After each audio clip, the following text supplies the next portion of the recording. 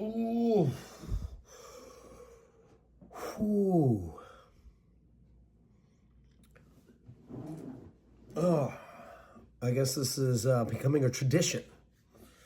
This is my post-camp reset. I don't know, what is it? Debrief, processing, something.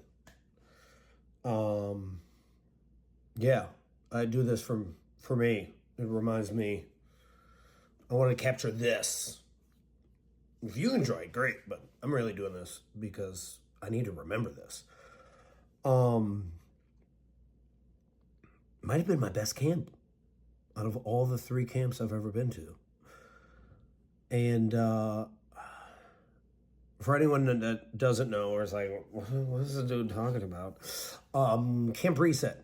It's a camp, play camp, a digital detox play camp that I go to every year outside of Toronto, like 3 hours outside of Toronto at this place called Camp Walden, where there are only 3 rules, right? No work talk, no phones, and no real names.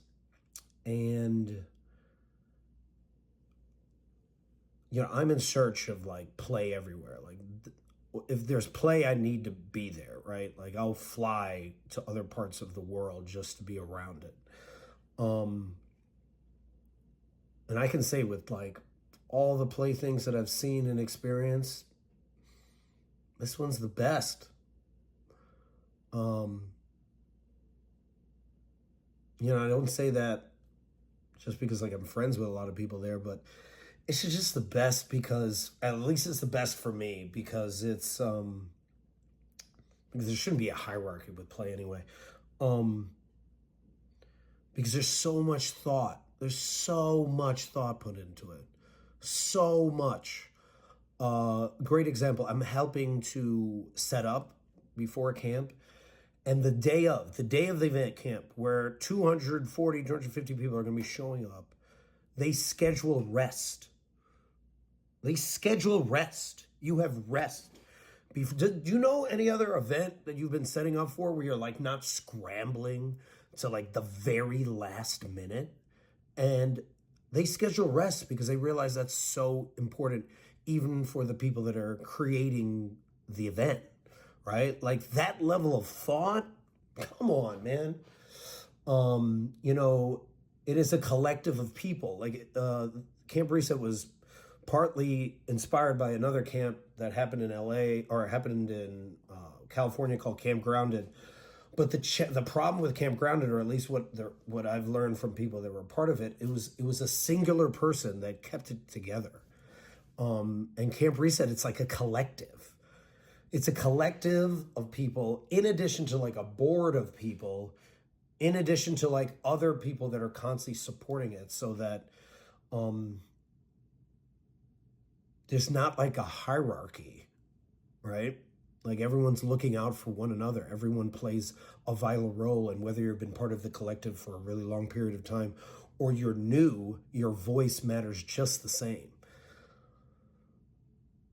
So because of that, because they built it that way, that I think is why I love it so much, right? Because it's like built off of, care and values around like liberation and looking out for one another.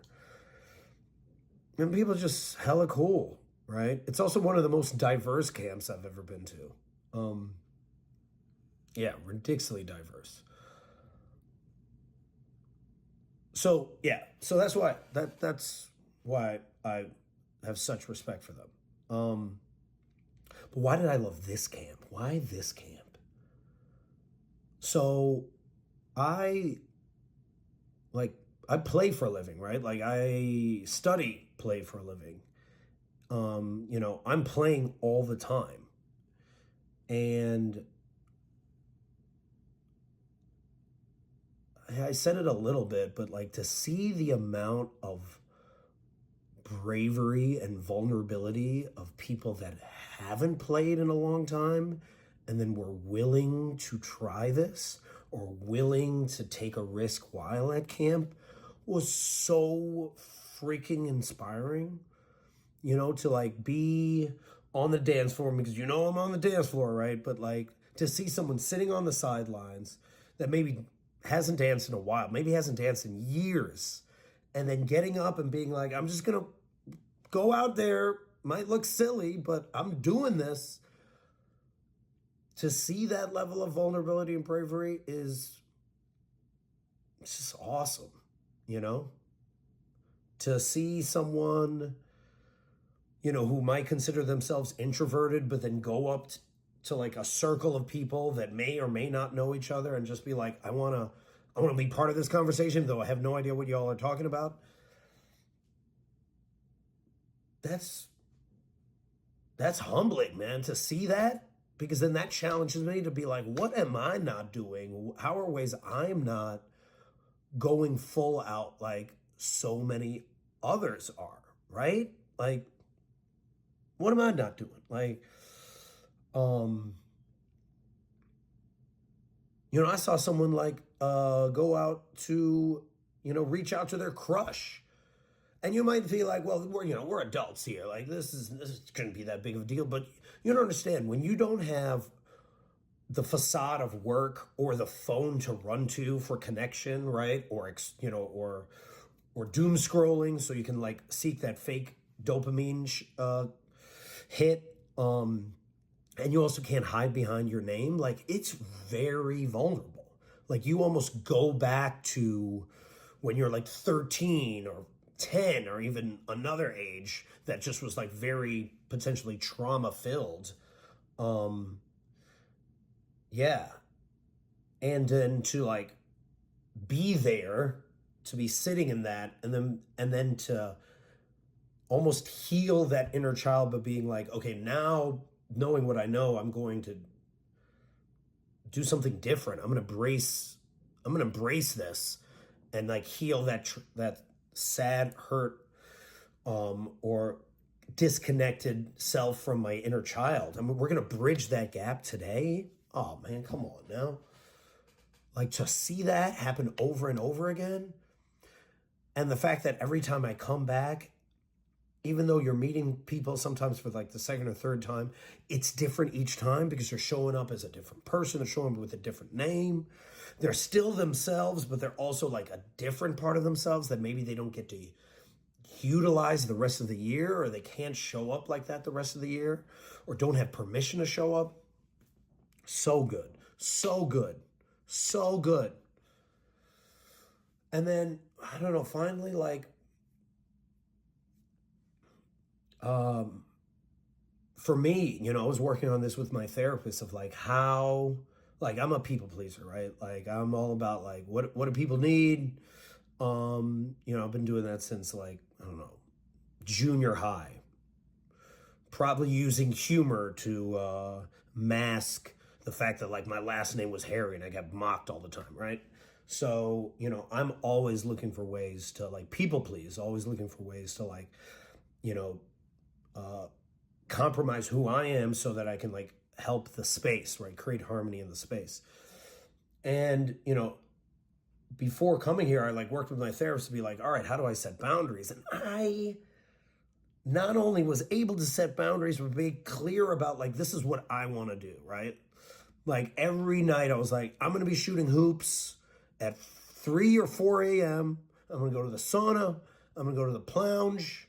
And I'm going to go to bed. And I did that, right? Or if I didn't want to do something, and I saw other people doing it as well, like, like embracing the JOMO, right? Embracing the joy of missing out and being like, even though everyone else is dancing, I'm going to bed because that's what I want to do. That's my play, right?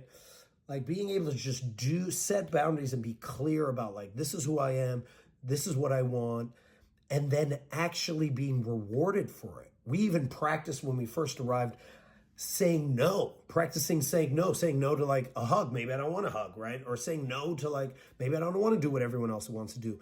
And then being like, thank you for telling me, thank you for setting a boundary. Name another place where one is practicing that, right? So good. So freaking good. So good. Okay, just to capture some of the highlights for me. I saw one of the greatest lip syncs, songs of all time, which also included Bubbles, right? I mean, I don't even know why do I have access to that? Let me, okay, that's another question. I, there was a moment when we were doing this audio experience, especially at the beginning, where I locked eyes with someone that I felt like was like my brother, and we both had these like fans out, and I don't even use the fan. The rest of the year, I don't use the fan, but I had it out for this, and it was like, we were like identical at the time. Like, it was like I found my brethren, someone I've never met before. That was a core memory for mine. Dude, I did a nude swim. That was random. Didn't expect that. Like my goal was to like surprise myself, right? Like do things to surprise myself. Clowning. I clowned. I clowned so much with Boachi and someone else that I almost felt like I was like drunk on clowning. It was so weird.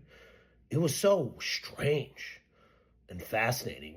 I have so much respect now for clowns. Yeah. Another core memory, just simply like locking eyes with another person that I know causes as much mischief, if not more mischief, and being like, you know. Like you resonate. Maybe that's why I resonate with the clowning, because it's like, we're gonna cause some stuff. We're gonna cause some mischief. I narrated a slip and slide. What does that even mean? People would slide down a slip and slide, and I narrated it. Referenced the Olympics a lot. That was fascinating. I played one of my favorite 2-2 games of all time, where at the end we all ended up pretending we all had an injury and all fell down at the same time, like 20 people just rolling around on the ground. Explain. I can't explain half this stuff, right? I saw a dude that just like a normal white guy spin some of the best soca music I've heard in years at 2 a.m. Journey, breaking it down. I saw this guy Peaches like just taking risks on the ones and twos, right? Oh, I danced so much to Moses and Q's music. I got more dancing in 4 days than probably I got in the last like year and a half, 2 years. I was always dancing, or almost always dancing. If I wasn't dancing, I was eating or sleeping or shooting hoops or walking to some event. Oh, any other core memories? Oh, I rode a bike following someone named River, and I could not keep up. And I realized I do not know how to mountain bike. That is not a thing I do. I don't even do camping. As many people have known, like camping for me is this. It's this, right? It's this. This is the level of camping. So to show up for that, to be in a cabin, where like I had there was a spider in the sink, and I had to get a bucket and pour water in the sink to get rid of the spider. Like that's my level of interaction with nature. So it's good if I'm coming out there for that. And probably the last core memory, as I talk a lot about, the people that are the hardest to please. There's someone named 24/7 who runs they have another name, but they help run the camp. And they are stoic. They are a GSD, or they are get stuff done type person, right? So you thank them nothing. You get nothing. And at the end of camp, we chanted 24/7's name, and they just gave us a little smirk and a subtle bow. Totally completed my camp. Fully completed my camp. Oh, also, there's so much high-fiving, so many hugs, so much dance. What am I going to do because of this? I think I'm going to figure out ways to dance more. I'm going to figure out more ways to set boundaries and do the stuff that I really want to do for me and be grounded in me.